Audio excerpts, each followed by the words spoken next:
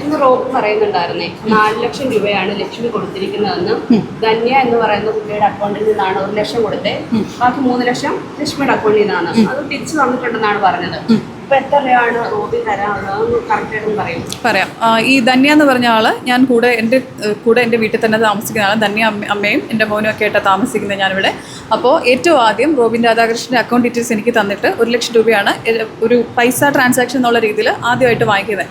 ആ വാങ്ങിക്കുന്ന ടൈമിൽ എൻ്റെ ആളുടെ അക്കൗണ്ട് നമ്പർ എനിക്ക് തന്നിട്ട് അത് ആഡ് ചെയ്യുന്ന സമയം ഒരു 30 മിനിറ്റിൻ്റെ സമയം എടുക്കും എൻ്റെ അക്കൗണ്ടിൽ പുതിയ ക്യാഷ് ട്രാൻസാക്ഷൻ ആക്കുന്നതിന് മുന്നേ.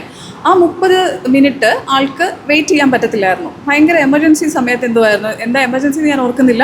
ഒരു 17 സെക്കൻഡ് കോൾ അത് കഴിഞ്ഞ് കാണുന്നുണ്ട്. അതിൽ ഭയങ്കര എമർജൻസി പറഞ്ഞപ്പോൾ ഞാൻ നോക്കുമ്പോൾ ധന്യയുടെ ഇതിനകത്ത് ഓൾറെഡി ആഡഡ് ആയിരുന്നു. ഞങ്ങളുടെ എല്ലാവരുടെയും സുഹൃത്താണ് റോബിൻ.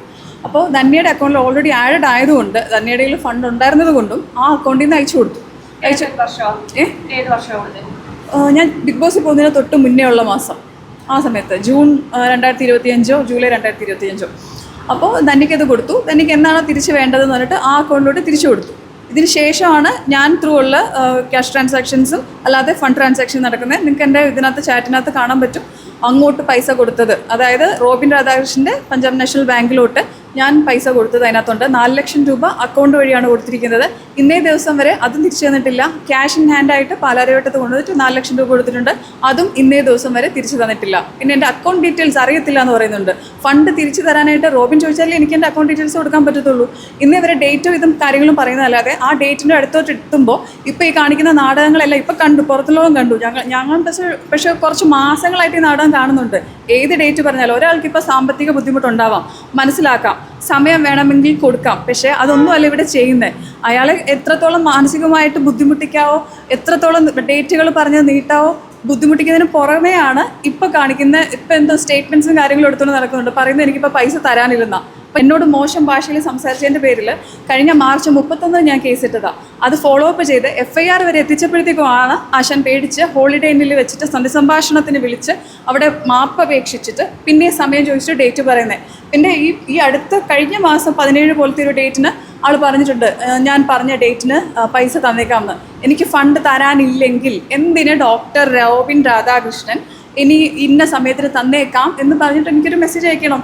പറയുന്നത് വസ്തുതാപരമല്ലെങ്കിൽ ഇപ്പോൾ പ്രസ് മീറ്റും കാര്യങ്ങളും നടത്തിയപ്പോഴത്തേക്കും എന്തായാലും എന്തെങ്കിലുമൊക്കെ കള്ളങ്ങൾ പറയാം. പക്ഷേ അത് എന്നെന്നും നിലനിന്ന് പോകണമെന്നില്ല.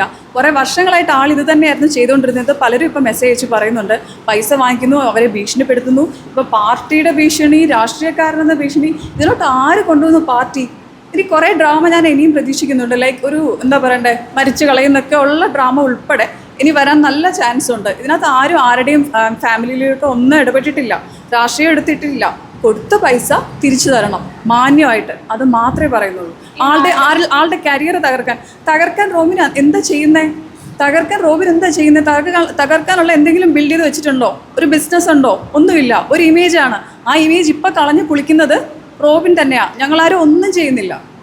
4 ലക്ഷം രൂപയ്ക്ക് തെളിവ് വല്ലതും ഉണ്ടോ? ഉണ്ട്, തെളിവുണ്ട്. ഉണ്ട്, കൊടുത്തു, തെളിവുണ്ട്. പൈസയുടെ പേരിലുള്ള കേസ് മാത്രമല്ലല്ലോ, ഇപ്പോൾ സ്ത്രീ അധിക്ഷേപിച്ചു, മോശം വാർത്ത പറഞ്ഞുള്ള കേസുകളുള്ളൂ. അപ്പോൾ ഇനിയൊരു അടുത്ത ദിവസം ഇതുപോലെ തന്നെ വീണ്ടും മാപ്പപേക്ഷയായിട്ട് വന്ന് പൈസ തരാമെന്ന് പറഞ്ഞു. കാരണം പലപ്പോഴായിട്ട് പൈസ തരാമെന്നൊരു വാക്കിൻ്റെ പുറത്താണല്ലോ. ഇനി മാപ്പില്ലേ? എന്നെ സംബന്ധിച്ചോളം ആദ്യമേ തന്നെ പറഞ്ഞിരിക്കുന്ന ഒരു മാപ്പ് എനിക്ക് മെസ്സേജ് ആയിട്ട് വന്നിട്ടുണ്ട്. അത് കഴിഞ്ഞിട്ടുള്ള എൻ്റെ മെസ്സേജിൽ ഞാൻ തന്നെ പറയുന്നുണ്ട്, എനിക്ക് നിങ്ങളെപ്പോലൊരു മനുഷ്യനോട്, ഇത്രയും സംസ്കാരശൂന്യമായിട്ട് സംസാരിക്കുന്ന ഒരാളോട് എനിക്ക് വലിയ കോൺടാക്ട്, കാരണം എനിക്ക് പേഴ്സണലി എന്നെ എടിപൊടിന്ന് വിളിക്കുന്ന പോലെ ഇഷ്ടമില്ലാത്ത ഒരാളാണ്. എന്നെയാണ് ഇത്രയും മോശം ഭാഷയിൽ സംസാരിച്ചിരിക്കുന്നത്. അതിനുശേഷം വലിയ കോൺടാക്ട് ഞാൻ വെക്കുന്നില്ല. എന്തെങ്കിലും ഉണ്ടെങ്കിൽ അത് തിരിച്ചു തരാനുള്ള കാര്യങ്ങൾ അത്രയും മിനിമം കോൺടാക്റ്റ് വെക്കുന്നുള്ളൂ. മുന്നോട്ടാണെങ്കിലും അങ്ങനെ തന്നെ. ഇനി മാപ്പ് അപേക്ഷിക്കാനോ, ഇപ്പോൾ പ്രസ് മീറ്റിൽ വന്ന് രാവിലെ ഒരു പ്രസ് മീറ്റ് നടത്തുന്നുണ്ടായിരുന്നു. വാതിക്കൽ വന്ന് നിൽക്കാൻ നാണമില്ലേ? നേരെ കാണണ്ട, അങ്ങോട്ടും ഇങ്ങോട്ടും ഒരു രീതിയിലുള്ള ഇൻട്രാക്ഷൻ താല്പര്യമില്ല എന്ന് പറയുന്നത് അത്രയും മോശമായൊരു വ്യക്തിയാണ് നിങ്ങളെന്ന് മനസ്സിലാക്കിയതിന് ശേഷമാണ് വാതിക്ക വന്ന് നിന്ന് ഈ ഷോ കാണിക്കാൻ നാണമില്ലേ? നിങ്ങൾക്ക് ഓൾറെഡി പ്രസ് മീറ്റ് വിളിച്ചപ്പോഴത്തേക്ക് ഞങ്ങൾ ആരെയും എന്തെങ്കിലും ചെയ്യാൻ വന്നോ? ഇല്ല. നിങ്ങൾക്ക് പറയാനുള്ളതുപോലെ തന്നെ ഞങ്ങൾക്കും പറയാനുണ്ടാവും. അതും തെളിവ് ഉൾപ്പെടെ പറയാനുണ്ടാവും. അപ്പോൾ അതിനുള്ള സ്പേസ് തരണം.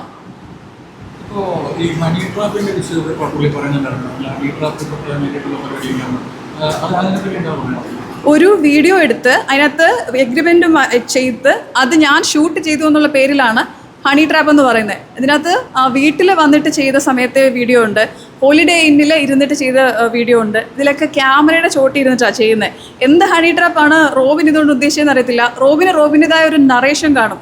ഇത് റോബിൻ്റെതായ രീതിയിൽ വേറൊരു കഥ ഉണ്ടായിരിക്കും. അത് കേട്ട് വിശ്വസിക്കാനുള്ള ഫാൻസ് ഉണ്ടായിരിക്കും. പക്ഷെ അങ്ങനല്ല, ഇത്തവണ കുറച്ച് തെറ്റിപ്പോയി. തെളിവെല്ലാം എതിരായിപ്പോയി. എത്ര കിടന്ന് ശ്രമിച്ചാലും ഇനി ഇത് എന്താ പറയണ്ടേ, പബ്ലിക്കിൽ പൊതുമാപ്പ് പറഞ്ഞാൽ പോലും ഇതിന് തിരിച്ചു പോയ ഇമേജ് ഇനി കിട്ടുമെന്ന് എനിക്ക് തോന്നുന്നില്ല. ഇത്തവണ കുറച്ച് കഷ്ടമായിരിക്കും. അന്നത്തെ പ്രശ്നത്തിൽ പറയുന്നുണ്ടായിരുന്നു ഈ ബിഗ് ബോസിൽ പോകുന്നതിന് തൊട്ട് മുന്നെയാണ് ലക്ഷ്മിയായിട്ട് പരിചയപ്പെടുന്നത്. ഞാൻ അതിൻ്റെ ഒരു സ്റ്റോറി ഓൾറെഡി പോസ്റ്റ് ചെയ്തിട്ടുണ്ടായിരുന്നു. വർഷങ്ങൾക്ക് മുന്നേ ഞാൻ UK-യിലായിരുന്ന സമയത്ത് തന്നെ ഒരു മാട്രിമോണിയൽ ഐ ഡിയിൽ എൻ്റെ ബന്ധത്തിൽപ്പെട്ട ഒരു കുട്ടിയുടെ മാട്രിമോണി ഐ ഡി, അതിൽ റോബിൻ്റെ ഇത് മാട്രിമോണിയുടെ ഇത് വന്നപ്പോഴത്തേക്കും ആ ടൈമിൽ ആളുടെ വാട്സപ്പ് നമ്പർ ഉൾപ്പെടെ അതിനകത്തുണ്ടായിരുന്നു. അന്നത്തെ എൻ്റെ UK നമ്പറിൽ നിന്ന് ഞാൻ കോൺടാക്ട് ചെയ്തിട്ട് ആ മാട്രിമോണി ഐ ഡി ഷെയർ ചെയ്തിട്ടുണ്ട് എന്ന് പറഞ്ഞ് എൻ്റെ മെസ്സേജിൻ്റെ ഇൻസ്റ്റഗ്രാമിൽ കിടക്കുന്നുണ്ടായിരുന്നു. അത് വേറെ ഒരു ഇതില്ല, ഇൻസ്റ്റഗ്രാമിലുള്ള മെസ്സേജ് 2019. അത് പിന്നീട് ഈ റീസെൻ്റ്ലി ബിഗ് ബോസിലൊക്കെ പോകുന്നതിന് മുന്നേ പരിചയപ്പെട്ട സമയത്തും എനിക്ക് ഓർമ്മയുണ്ടായിരുന്നില്ല. റോബിൻ എന്നോട് പറഞ്ഞ് നമ്മൾ തമ്മിൽ മുന്നേ പരിചയമുണ്ട്, ഈ ഒരു കോൺവെർസേഷൻ നമ്മൾ തമ്മിൽ ഉണ്ടായിട്ടുണ്ട്, എനിക്ക് ലക്ഷ്മി ഓർമ്മയുണ്ടോ എന്ന്. ഞാൻ തന്നെ ഞെട്ടിപ്പോയി, എനിക്ക് ഓർമ്മയുണ്ടായിരുന്നില്ല. സോ ആ ആളാണ് ഇപ്പോൾ വന്നിട്ട് പറയുന്നത് എന്നെ പരിചയം വേറെ ആരോ വഴിയാണെന്ന്.